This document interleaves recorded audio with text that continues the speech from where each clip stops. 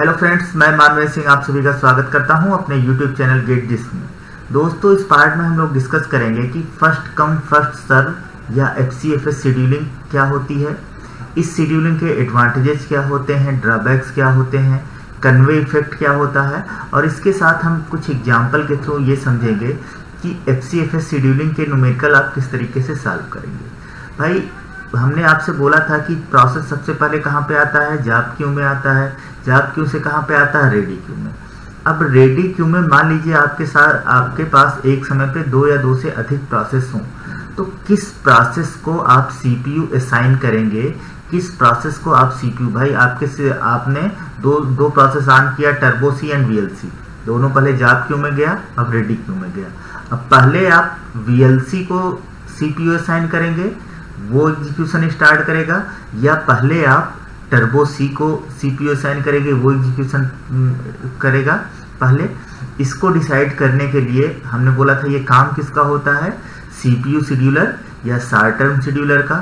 Short term scheduler decide कैसे करता है किस प्रोसेस को CPU देना है, उसके लिए वो कुछ शेड्यूलिंग एल्गोरिथम एग्जीक्यूट कराता है। ठीक है, तो जैसे हम पहले शेड्यूलिंग एल्गोरिथम की बात कर रहे हैं, ये सबसे सिंपल शेड्यूलिंग एल्गोरिथम होता है। इसके बारे में पहले तो एक बात ये जानते रहिए कि ये नॉन प्रिमिटिव अप्रोच ही रखता है, मीन्स प्रिमिटिव अप्रोच नहीं होता। नॉन प्रिमिटिव का मतलब हमने क्या बताया था कि अगर आपने प्रोसेस को किसी CPU असाइन कर दिया है, तो जब तक वो प्रोसेस कंप्लीट नहीं हो जा रहा है तब तक आप किसी और प्रोसेस को CPU असाइन नहीं करेंगे। तो नॉन प्रिमिटिव अप्रोच है, तो काफ़ी सिंपल होती है। ठीक है, दूसरी बात इसके बारे में आपको ये पता होनी चाहिए कि इस अप्रोच में आप CPU का असाइनमेंट करते कैसे हैं। इस अप्रोच में हम CPU का असाइनमेंट करेंगे अराइवल टाइम पे। जो प्रोसेस CPU, भाई फर्स्ट कम फर्स्ट सर्व का मतलब ही क्या होता है कि जो प्रोसेस CPU में पहले आया हो, उसको हम CPU क्या करते हैं, पहले असाइन करते हैं। ठीक है, जैसे हम यहाँ पे एक एग्जांपल के थ्रू देखते हैं। यहाँ पे हमारे पास 3 प्रोसेस ABC है, सबके अराइवल टाइम है, सबके बर्स्ट टाइम है, और इस पे हम क्या कर रहे हैं, FCFS अप्रोच लगाना चाह रहे हैं। तो जब भी आप शेड्यूलिंग एल्गोरिथम के न्यूमेरिकल सॉल्व करते हैं, सबसे पहले क्या करते हैं, गैंट चार्ट बनाते हैं। इसका हम गैंट चार्ट बनाएंगे। ठीक है,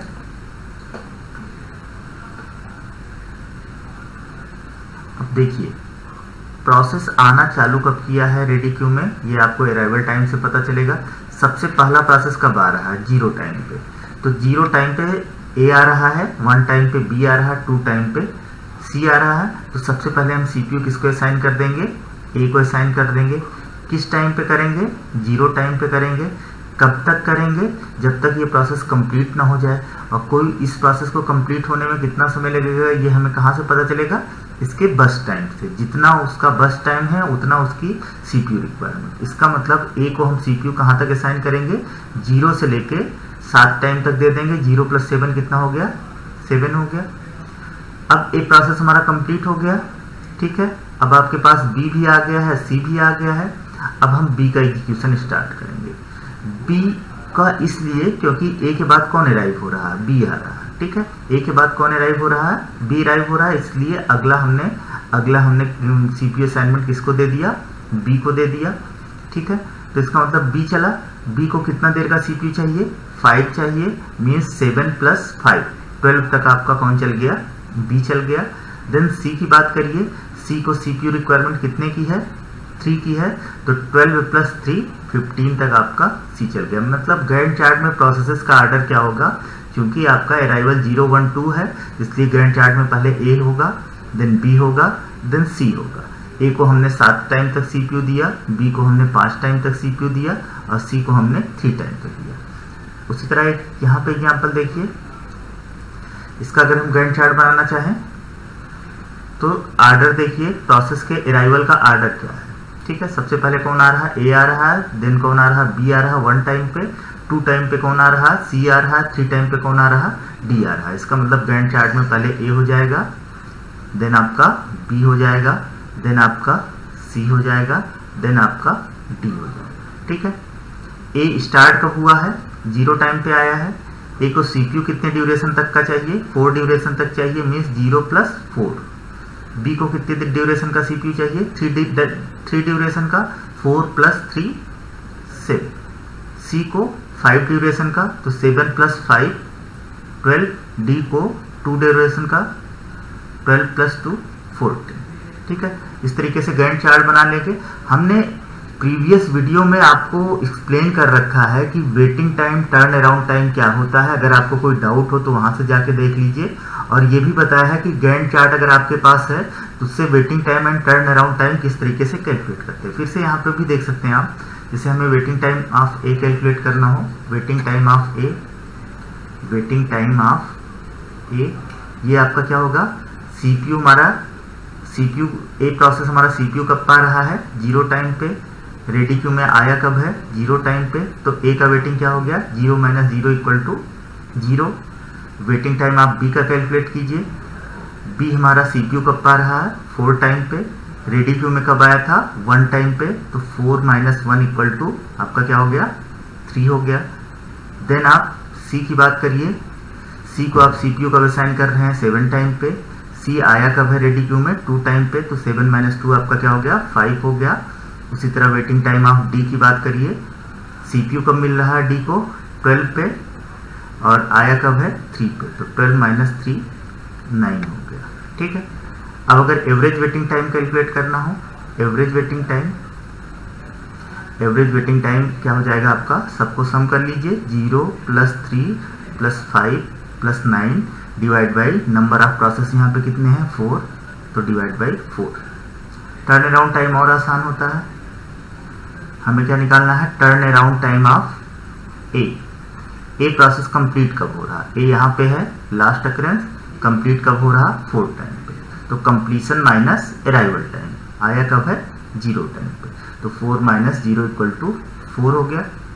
then turn around time of B की बात करिए, बी कंप्लीट कब हो रहा, बी यहाँ पे है, कंप्लीट कब हो रहा, 7 टाइम पे, तो 7 - बी का अराइवल क्या है, 1, 6 हो गया। उसी तरह टर्न अराउंड टाइम ऑफ सी की बात करिए, ये आपका बी था, टर्न अराउंड टाइम ऑफ सी की बात करिए, कंप्लीट कब हो रहा, सी यहाँ पे है, कंप्लीट कब हो रहा, 12 टाइम पे, आया कब है, 2 टाइम पे, 12 - 2 = कितना हो गया आपका, 10 हो गया। Turn around time of D की बात करिए, डी आप गैंट चार्ट में देखिए कंप्लीट कब हो रहा, 14 टाइम पे, आया कब है, 3 टाइम पे, तो 14 - 3 = 11 हो गया। एवरेज आपको निकालना है, एवरेज टर्न अराउंड, सबको ऐड कर लेंगे, 4 + 6 + 10 + 11 डिवाइड बाई 4। तो इस तरीके से आप एचसीएफएस शेड्यूलिंग के average waiting time and Gantt average turn around time calculate करेंगे। अब देख लेते हैं इस अप्रोच का ड्रॉबैक क्या है। तो ये अप्रोच आपका सिंपल होता है, एडवांटेज क्या है, easy to implement, easy to understand, समझ ही रहे हैं, आसानी से आप समझ सकते हैं, आसानी से इसका कोडिंग कर सकते हैं, बस आपको सिंपली एक क्यू बनानी है।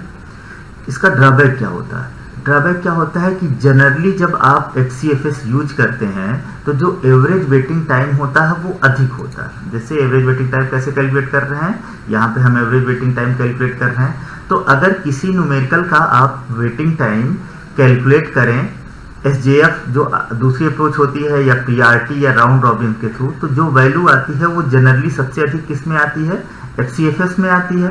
ठीक है, जबकि हमारा डिजायरेबल क्या होता है कि हम प्रोसेसेस के वेटिंग टाइम को कम करें। तो पहला इसका ड्रॉबैक आपको दिमाग में रखना है, इंपॉर्टेंट चीज है कि एचसीएफएस का एवरेज वेटिंग टाइम जनरली बाकी शेड्यूलिंग अप्रोचेस से अधिक होता है। और दूसरा आपका मोस्ट इंपॉर्टेंट है कि एचसीएफएस में कन्वे इफेक्ट आ जाता है। ठीक है, इन एचसीएफएस कन्वे इफेक्ट में अकर्स, कभी कभी कन्वे इफेक्ट आ जाता है। कन्वे इफेक्ट का मतलब क्या होता है भाई, अगर आपके पास दो प्रोसेस हो, कन्वे इफेक्ट जरूर समझिए, बहुत इंपॉर्टेंट टर्म है। मान लीजिए आपके पास दो प्रोसेस हो, ए जिसका बस्ट टाइम हो मान लीजिए 100, और दो प्रोसेस हो बी जिनका बस्ट टाइम हो 1, सी का बस्ट टाइम हो 1, और अराइवल इसका 0 हो, इसका अराइवल 1 हो, इसका अराइवल 2 हो। तो आप सबसे पहले किसको एचसीएफएस यूज करेंगे, सबसे पहले चांस किसको देंगे, ए को, फिर किसको चांस देंगे, बी को, फिर किसको चांस देंगे, सी को। ठीक, ए स्टार्ट होगा 0 पे, जाएगा कहां तक, 100 तक, बी आपका 101 तक, और सी आपका 102 तक। अब आप अगर ए का वेटिंग टाइम तो 0 ही रहेगा, बी का वेटिंग टाइम कैलकुलेट करने जाएंगे तो क्या होगा, 99 हो जाएगा, 100 माइनस 1। सी का आपका कितना हो जाएगा, 100 हो जाएगा। तो मीन्स एवरेज वेटिंग टाइम आप कैलकुलेट करेंगे तो कितना आएगा, 0 प्लस 99 प्लस 100, ठीक, डिवाइड बाई 3। लेकिन अगर इसी प्रोसेस में हम पहले सीपीयू बी को देते देन सी को देते, तो हमारा मान लीजिए आप प्रोसेसिंग 1 टाइम पे स्टार्ट कीजिए और पहले आपने क्या किया, 0 से 1 मान लीजिए सीपीयू को आइडल रखा, 1 टाइम पे हमने बी को स्टार्ट किया और बी को हमने बी कहाँ तक चला, 2 तक चला, सी हमारा कहाँ तक चला, 3 तक चला। देन हम ए को स्टार्ट करें, ए आपका कहाँ तक चला, 103 तक। अब अगर वेटिंग टाइम निकालेंगे तो बी का क्या होगा, 1 माइनस 1 0, सी का क्या होगा, 2 माइनस 1 इक्वल टू 1, ए का क्या होगा, 3 माइनस 0 इक्वल टू 3। अब आप देखिए वेटिंग टाइम क्या हो गया, 0 प्लस 1 प्लस 3 डिवाइड बाई 3। इसके कंपेरिजन में बहुत कम, इसके कंपेरिजन में बहुत कम। मतलब क्या हुआ कि जब भी अगर HCFS का सबसे बिगेस्ट ड्रॉबैक क्या है, हमेशा नहीं होगा, सर्टेन टाइम पे होगा कि अगर आपका कोई बड़े साइज का प्रोसेस, कोई ऐसा प्रोसेस जिसका बस टाइम बहुत अधिक है, उसको हमने वो थोड़ा पहले आ गया, तो जो छोटे छोटे उसके बाद हमारे छोटे छोटे प्रोसेस आ रहे हैं, तो बड़े प्रोसेस की वजह से छोटे छोटे प्रोसेस को क्या करना पड़ेगा, वेट अधिक करना पड़ेगा। इसी को हम क्या बोलते हैं, कन्वे इफेक्ट। हमारा वेटिंग टाइम छोटे प्रोसेस का बढ़ जाएगा। कन्वे इफेक्ट क्या हुआ कि बड़े साइज का प्रोसेस अगर पहले आ जा रहा है, उसकी वजह से छोटे छोटे प्रोसेसेस को ज़्यादा वेट करना पड़े, तो आपका वेटिंग टाइम अधिक हो जाएगा छोटे प्रोसेस का। अब जनरली आपके क्या होते हैं, बड़े प्रोसेस कम होते हैं, छोटे प्रोसेस ज़्यादा होते हैं। तो अगर एक आपका बड़ा प्रोसेस आ गया, उसके बाद छोटे छोटे प्रोसेस आ रहे हैं, तो पता चलेगा कि बड़ा प्रोसेस ही एग्जीक्यूट कर रहा है, छोटे वाले को चांस मिल ही नहीं रहा है। इसी को हम क्या बोलते हैं, कन्वे इफेक्ट। Thank you.